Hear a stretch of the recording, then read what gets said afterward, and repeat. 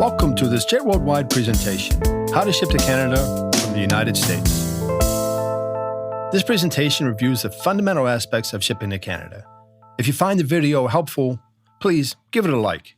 Your support helps us in our mission of connecting people, products, and businesses around the world, like yours. To help with navigating the content, each subject is presented in its own section. We conclude with the best shipping options, as this is among the last steps in international shipping, but if that's your main interest, feel free to skip ahead. We start with a review of the information necessary for customs, then discuss the benefits of free trade, the game-changing possibilities of becoming a non-resident importer, and the importance of having Canadian logistics support. A PDF of this presentation with links to all the reference resources is available on our website or in the description below. Let's get started. First up, HS codes and tariff classification. HS code, harmonized code, tariff classification, all the same thing. An essential tool for export and import. Both the Canadian and U.S. tariff schedules are available online and linked directly from our website. For help with translating your product description to an HS code, visit our HS code blog, which includes a helpful explanatory video. In addition to the raw tariff schedules, there are several resources to assist in finding an HS code.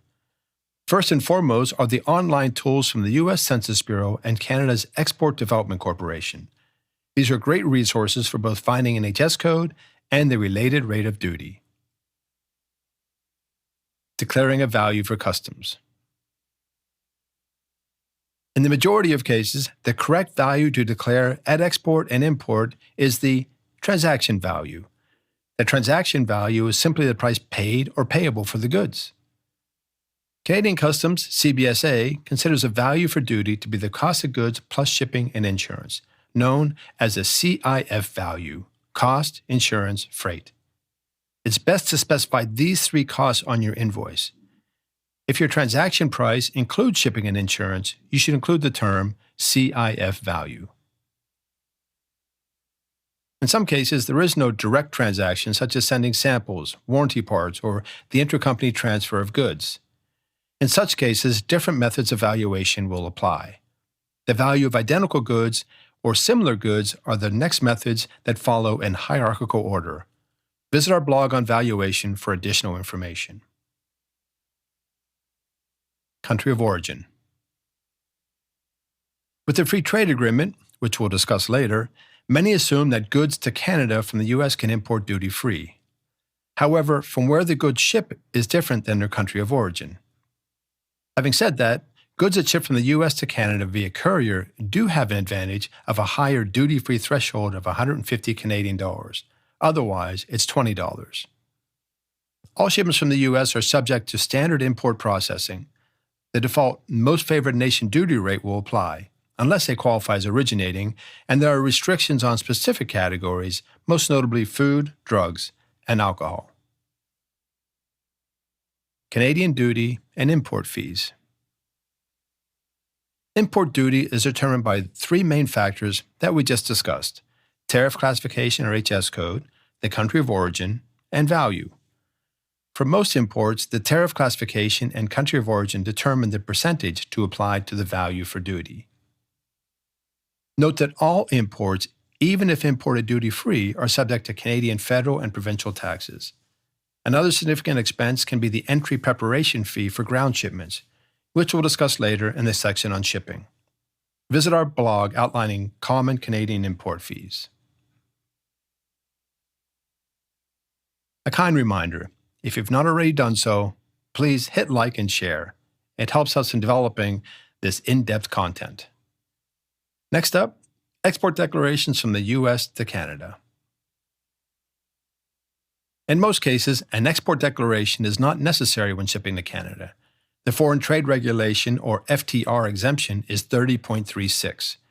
The exemption does not apply to shipments that otherwise require an export license or for goods transshipping via Canada. The USMCA-CUSMA Free Trade Agreement. The USMCA, or CUSMA as it's called in Canada, is a continuation of the North American Free Trade Agreement, NAFTA. The agreement facilitates trade in both goods and services. For merchandise or goods, the key advantage is duty-free import for originating goods. The agreement has general rules of origin that outline how goods can qualify for duty-free import, and there are specific rules for certain categories, including automotive and textiles. So while it can seem incredibly complex because, while it can be, free trade benefits are there for the taking. If you make it, produce it, grow it, or raise it, it likely qualifies for duty-free import to Canada.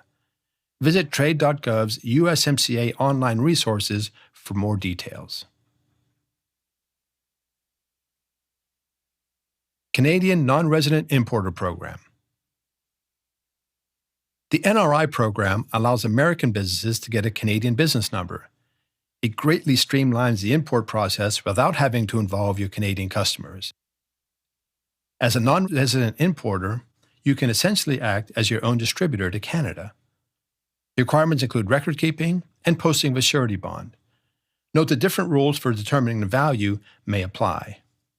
Imagine sending your goods in bulk to Canada via Jet Worldwide, low-cost ground, or trucking, clearing the goods as a non-resident importer, and having your orders shipped on demand across Canada from Canada. That's the type of opportunity you have with Jet Worldwide. Shipping modes, carrier options, returns, and local logistics support. The best way or mode of shipping depends primarily on the size and weight of your consignment and shipping volume. USPS postal options are best for sending personal shipments and smaller e-commerce volumes. Large e-commerce volumes and ongoing shipments to Canada can benefit from consolidation and zone jumping processes direct to Canada. For heavier packages, FedEx and UPS ground are the preferred options. Trucking options are best for palletized freight and larger commercial orders. These are some of the factors our team considers to find your best shipping option. An important difference for ground versus air to Canada is that ground shipments do not include customs entry declaration. This cost can be significant. The entry preparation cost for a shipment valued at $750, for example, can be over 90 Canadian dollars. Ground can still be the best option, but keep this in mind when shipping. Visit our blog on common Canadian import fees for more details. Jet's logistics support includes managing your returns, Canadian Amazon removal orders, and other specialized activities. Basically, if you ever ask yourself a question, wouldn't it be great to have a partner in Canada? Well, now you do. Jet Worldwide. Consult with Jet's best-in-class logistics team for rates and worldwide project support.